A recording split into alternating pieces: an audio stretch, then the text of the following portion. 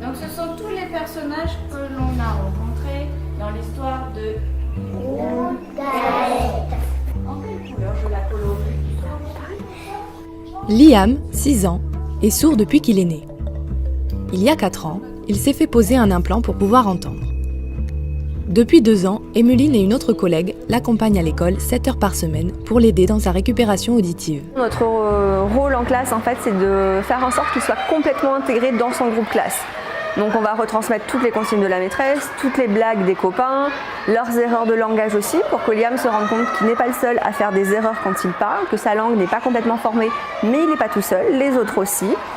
Donc on est vraiment là, en fait, pour qu'il soit comme les autres. Si Liam, comme 19 autres enfants sourds, est aujourd'hui accompagné à l'école, c'est grâce à l'Association pour la surdité.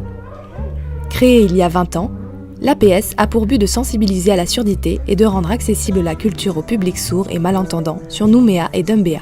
L'accompagnement scolaire reste notre priorité, en tout cas au niveau de l'APS. Au niveau institutionnel, c'est de faire reconnaître le handicap de la surdité dans nos textes de loi et ainsi à pouvoir apporter l'accompagnement scolaire adapté à l'enfant sourd et malentendant. Un enfant sourd qui est appareillé ou implanté a besoin de codes pour améliorer sa compréhension du français oral, écrit, afin qu'il soit autonome dans sa vie scolaire, dans sa vie sociale, professionnelle. Plus tôt on prend en charge cet enfant, plus tôt il sera autonome dans la vie. L'association propose 2 façons d'appréhender la surdité. Par la LPC, langue parlée complétée, ou la LSF, langue des signes française. Le choix revient ensuite aux parents. Moi, c'est Aline. Moi, je vais traduire les histoires de Chloé en langue des signes. Jamais on n'a vu, jamais on ne verra la famille tortue courir après les... En plus de l'accompagnement scolaire, l'APS met un point d'honneur à rendre accessible la culture aux personnes en déficience auditive. Aline et Norine, employées de l'APS, exercent également aux côtés de Chloé dans ses bébés lectures à la bibliothèque Bernay. On ouvre un peu plus l'accessibilité à la culture, parce que ça fait partie de nos missions en plus du scolaire. Et pour nous, c'est un temps autant récréatif qui nous apporte beaucoup en tant que professionnels, parce que ça nous permet de sortir un petit peu du cadre scolaire et puis d'être auprès des enfants d'une manière différente et surtout dans un contexte assez joyeux, parce qu'on s'entend très bien avec Chloé et avec l'autre animatrice Myriam aussi. Donc c'est vraiment un temps récréatif et très agréable à passer avec la bibliothèque et les adhérents qui puissent venir et avoir accessibilité du coup. C'est super pour les enfants, surtout pour notre fille qui est sourde de naissance. Ça lui permet d'être intégrée dans les signes, dans le LPC et de rencontrer d'autres enfants et de partager ce moment magique avec eux. En plus des contes signés, les codeurs et traducteurs de l'association sont également envoyés sur des événements comme la nuit des musées, les journées du patrimoine ou encore des cafés signés, toujours dans leur démarche d'accessibilité à la culture. Aujourd'hui, l'association compte 60 familles adhérentes. Mais ce n'est rien comparé au nombre de personnes qui sont touchées par la surdité. En Nouvelle-Calédonie, on en comptabilise 8720. Aujourd'hui, nous aurions besoin de doubler nos effectifs pour pouvoir atteindre l'ensemble du territoire. Nous n'intervenons que sur Nouméa et le Grand Nouméa. Malheureusement, le reste du territoire est pour l'instant mis à l'écart. Pour Erika, maman de Liam, le code a été essentiel dans l'épanouissement de son fils. Quand il a commencé à parler, oui, ça a été très émouvant. Et je voulais vraiment remercier l'APS d'exister. Je voudrais vraiment que les institutions, que la société comprennent qu'on a vraiment besoin d'accompagner ces enfants pour qu'ils puissent vivre une vie d'un enfant tout à fait normale.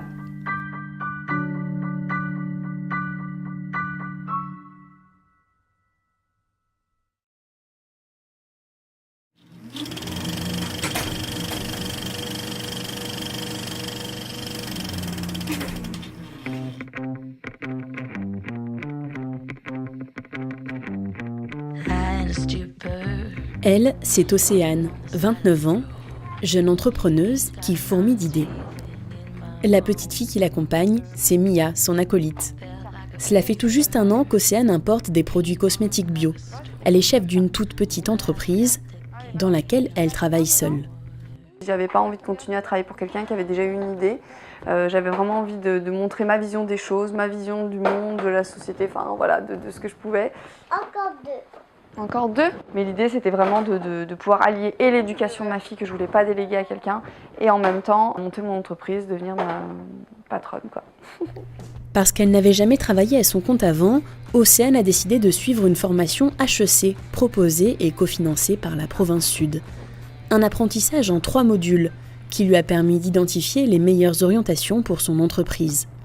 Aujourd'hui, par exemple, elle prépare le Salon du Bien-être, un événement sur lequel elle se devait d'être présente, selon son formateur. Ce genre de salon, vu que je suis en plein développement, c'est hyper important pour moi. Ça va me permettre de me faire connaître, d'accentuer la croissance de mon entreprise et puis de toucher un maximum de gens. Toucher un maximum de gens, les particuliers, mais aussi et surtout les professionnels, c'est l'un des nombreux enseignements qu'Océane a retenu de cette formation destinée aux chefs de toutes petites entreprises. Une initiative de l'ADEF, la direction de l'économie, de la formation et de l'emploi de la province Sud, qui a identifié une dizaine de TPE prometteuses, comme celle d'Océane.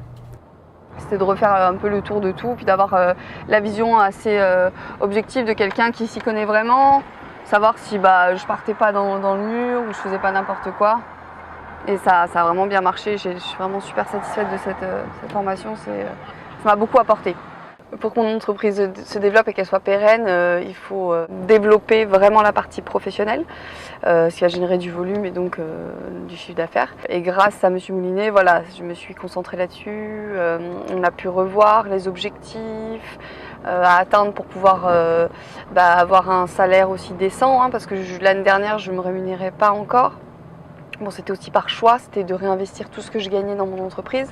Là, à partir du début de cette année, j'ai commencé à me verser un salaire, ce qui était normal. Et l'idée, c'est de pouvoir quand même en vivre aisément. Cela fait près de 3 heures qu'Océane fait et défait son petit magasin, comme elle l'appelle. À l'ouverture du salon demain matin, il sera la vitrine du travail qu'elle a fourni seule depuis un an. Toute seule. Ouais, de la préparation en amont, l'installation, la vente. Et là, j'avoue que d'avoir un peu d'aide, ça me dérangerait pas en fait. D'avoir quelqu'un pour décharger les cartons, pour tout faire. De toute façon, c'est ça. Quand on est à son compte, on est chef d'entreprise, on fait tout seul. Et puis, ça s'arrête jamais. Bonjour. Un petit renseignement peut-être. Je regarde. Vous regardez ? Ça marche. Depuis le salon du bien-être, Océane nous a confié vouloir embaucher un commercial à mi-temps. En montant en compétences, Océane devient créatrice d'emplois. Une nouvelle étape dans laquelle la province Sud va pouvoir encore une fois agir auprès de la jeune chef d'entreprise avec ses dispositifs d'aide à l'emploi. Bonne journée. Au revoir. Vous êtes ensemble, voilà. N'hésitez pas si vous voulez un petit renseignement.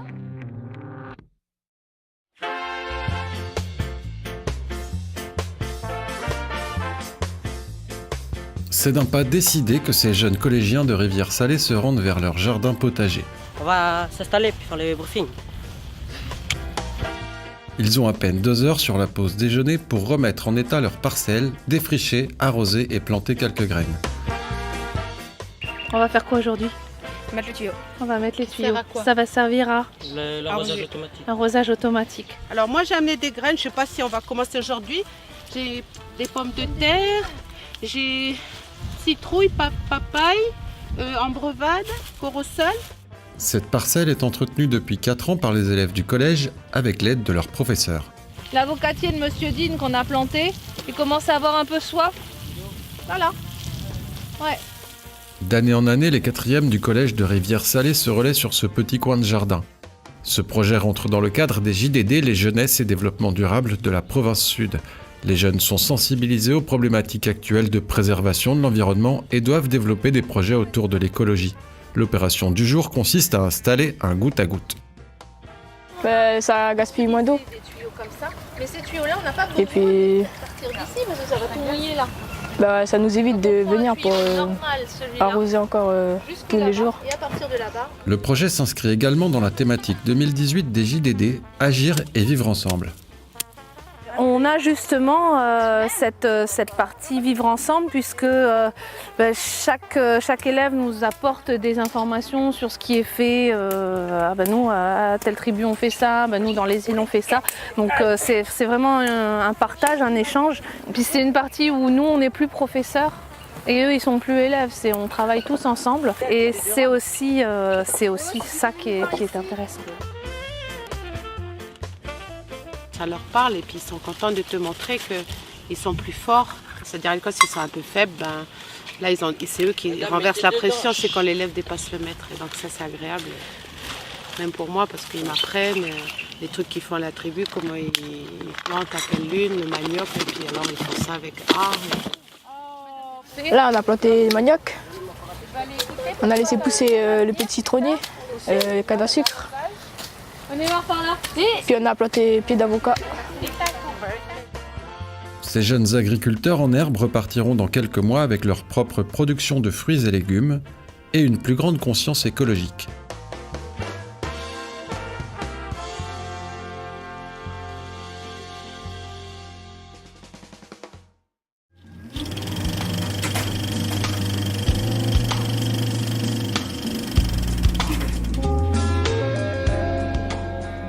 La province Sud poursuit ses rencontres avec le monde agricole afin de mettre en œuvre le principal objectif de sa politique provinciale, qui est de tendre vers l'autosuffisance alimentaire.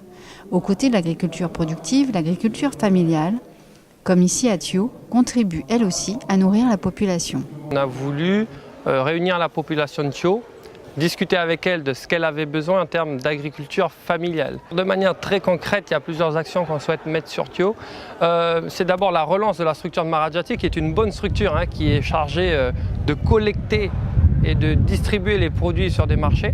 Et il y a également la possibilité pour le service du développement local de mettre une personne à disposition directement sur Thio, qui soit à l'écoute des populations et qui puisse apporter un conseil technique. Parce que même si on est une agriculture familiale, souvent d'ailleurs biologique, on ne peut pas s'épargner un conseil technique. Et donc on essaiera de mettre un technicien à disposition. Et d'ailleurs c'est ce qui est prévu dès la semaine prochaine. Thio souhaite diversifier son économie. En partenariat avec la mairie, la province Sud a organisé ce séminaire baptisé « Valorisons localement les produits de la famille ». Les habitants ont largement répondu présents à cette rencontre. Donc vu les gens qui étaient là, l'importance de la population qui était là, donc je vois que tout le monde est intéressé pour travailler dans ce domaine-là. Cette initiative répond à une vraie attente des petits producteurs, comme Marie-Rose Guyonnet, qui souhaite augmenter sa production grâce à l'accompagnement technique de la province Sud. C'est déjà un grand pas pour les gens qui sont demandeurs qui demandent à être formés, qui demandent à avoir plus de renseignements pour aller plus loin dans l'agriculture, voilà. À Thio, ce sont surtout les femmes qui travaillent dans les champs et qui écoulent leurs produits sur les marchés. Ça donne un sens aussi à ce qu'elles peuvent faire, pas forcément pour gagner de l'argent, peut-être un peu, mais c'est ce rôle premier ou ce but premier où on est dessus, voilà. Lucie Mboueri est l'une de ces femmes qui pratiquent l'agriculture familiale. Elle nous fait découvrir sa production. Je vais mettre les vivriers ici, et puis au plus haut, je vais mettre mon petit jardin de légumes. On va voir parce qu'on a préparé tout ça. Voilà, c'est à moi tout ça. Je fais un peu de patates parce que je travaille à la main pour mon marché et la coutume. Quand le mango c'était petit, je descendu pour faire le marché en bas. Alors que j'ai 7 enfants. Mon grand-père, mon grand-mère, il nous a appris à travailler, à planter, un mois tu plantes l'autre, l'autre mois tu plantes l'autre, après ça suit le...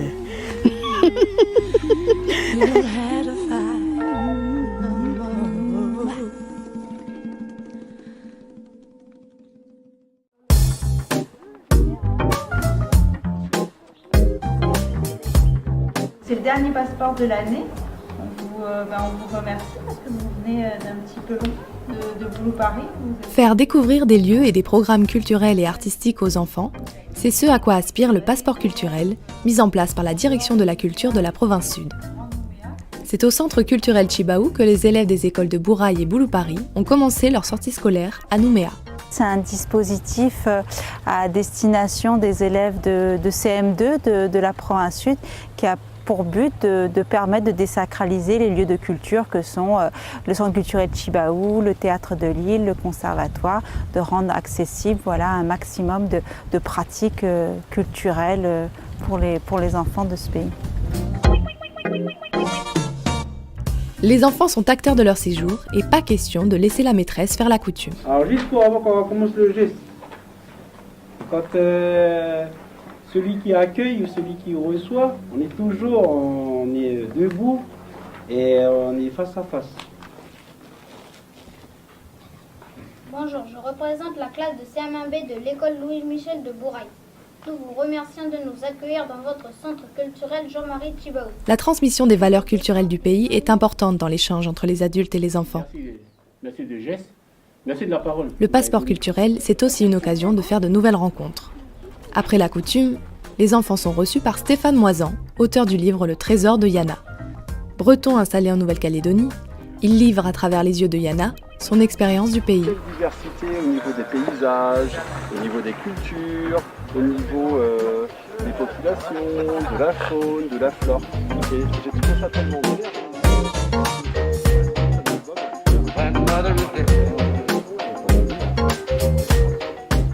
Lorsqu'on regarde la falaise, on voit qu'il y a un profil qui se dessine. Mais le pays, c'est aussi une histoire. Georges mène les enfants sur le chemin kanak dans les pas de Théa Kanaké. Il faut bien écouter parce que je vais vous poser des questions à chaque fois.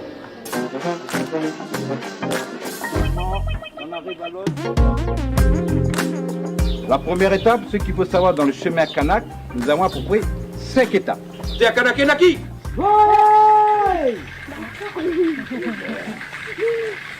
allez voir, juste en face, là, je peux les plus génies.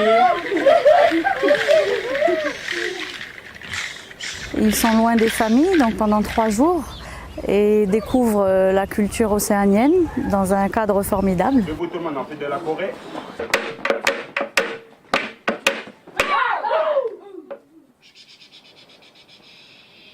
Je pense que c'est une formidable occasion pour les enfants de Bouloupari de sortir de chez eux et de créer des liens entre eux.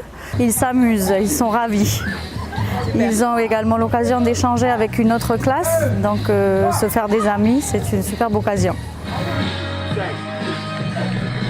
Après le centre culturel Chibaou, les enfants poursuivront leur séjour dans d'autres lieux qui leur réservent tout autant de surprises.